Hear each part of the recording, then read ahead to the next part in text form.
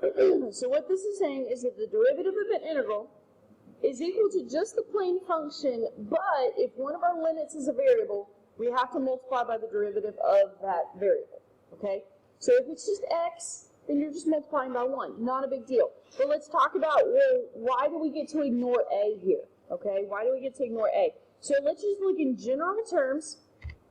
If I do the integral part of this, okay, the integral from a to x of little f would be big F of x minus big F of a. And then if I take the derivative of that, okay, the derivative of big F gets me back to little f. But if I take the derivative, remember I got to take the derivative of the inside. Okay, so that's where the x prime comes from. Minus, well, big F of a is a constant. You plug a constant into a function, you get an answer. The derivative of a constant is 0. So, this is why the second fundamental theorem works the way that it works. What it's telling you is, if they ask you to do this, you don't have to anti-differentiate, plug in, and then take the derivative, because you're just getting back to this function, okay?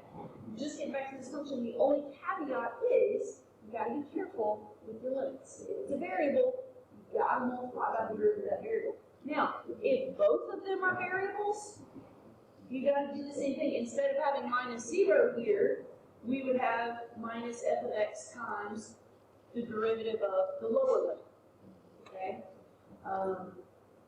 So that's the reason why this works the way it works. So let's look at an example.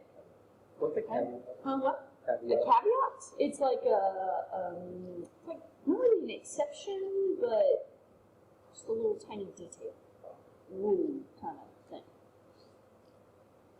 All right. So if we're asked to evaluate the derivative with respect to x of the integral from 0 to x of the square root of t squared plus 1 dt. Now again, remember I pointed this out yesterday. Your variables have to be different. So we've got t's in the function, so our limit has the x. Those can't be the same variables. Okay? So this is as simple as it looks. You're taking the derivative of an integral, those cancel. The only thing you have to do is you have to plug in the limit. So this is equal to the square root of x squared plus 1. And for the sake of just reminding you, times 1, the derivative of x is 1.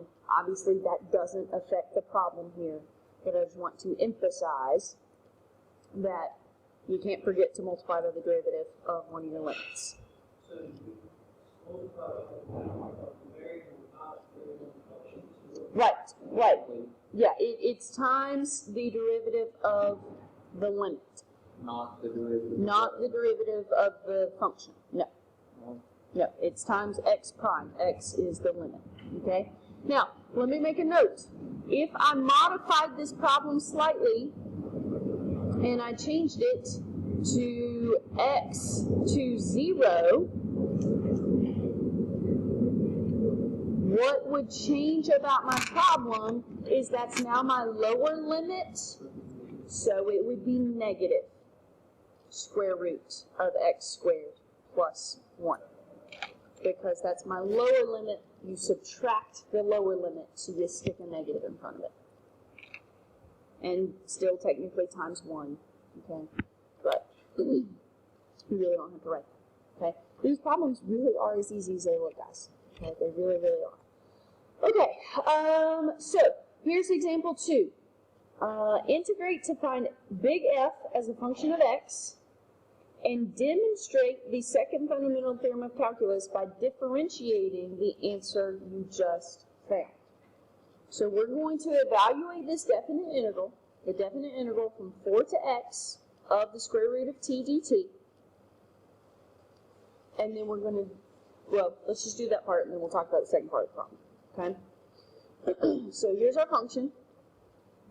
So we're going to integrate. So f of big F of x is equal to the antiderivative of the square root of t. Well, we got to write that as t to the 1/2. So add 1 to our exponent, 3/2. Divide by our new exponent. Well, dividing by a fraction turns into multiplication, and we flip it. And we plug in, or we're going to evaluate from 4 to x. So, plug in x, 2/3 x to the 3/2 minus, technically we could have factored out the 2/3. 2/3 times 4 to the 3/2. Well, guess what? We just did part of this problem a second ago. So we have 2/3 x to the 3/2 minus 2/3 times 4 to the 3/2. I do the root first. The square root of 4 is 2. 2 cubed is 8. So that gives us 2/3 x to the 3/2 minus 16/3. You could back out the 2/3 if you want to, but this is probably how the answer is going to be. So that is finding big F as a function of x, because big F was defined as the definite interval. Okay, so that is the big F function. Now, demonstrating the second fundamental theorem of calculus by differentiating the answer we just found. So we're going to take the derivative of that function that we just found. 2/3 x to the 3/2 minus 16/3. When we take the derivative of that, we've got 2/3 times, bring down our exponent, subtract 1 from our exponent. The derivative of a constant is 0. Well, look at what we got.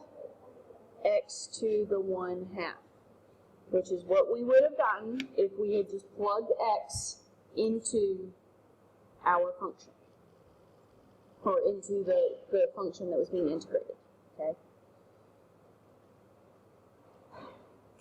So I'm showing you why the second fundamental theorem works. If we integrate completely, evaluate, and then take the derivative, we're going to get just exactly what we would have gotten if we just plugged that limit in. Just putting Okay. x for t. Yeah. That's it. Okay? Yep. It is. Okay, so let's look at one that finally has something besides just x.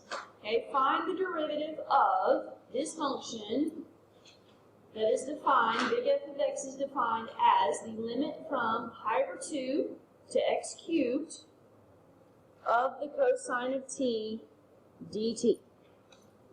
So if we're taking the derivative of this, you don't actually take the derivative of cosine, okay? The derivative and the integral undo each other, so all we do is plug in the x cubed for t times the derivative of x cubed, 3x squared. Pi over 2 is not a variable. It has no effect on our problem. Now, be careful with this. The 3x squared does not combine with the x cubed. The 3x squared goes in front. The 3x squared goes in front. It does not, that is not the cosine of 3x to the 5th. Okay, it's 3x squared times the cosine of x cubed. That's it. Okay, that is it.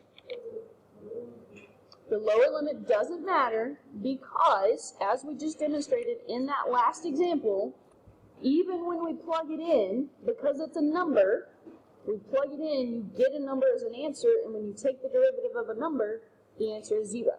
So yes, if your limit is a number, it has no effect on the derivative of the integral.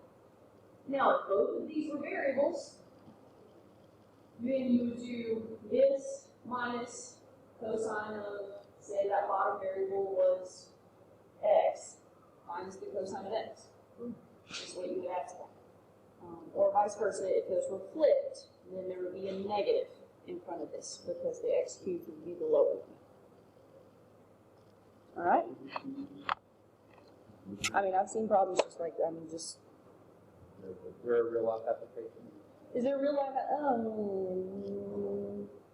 Not really.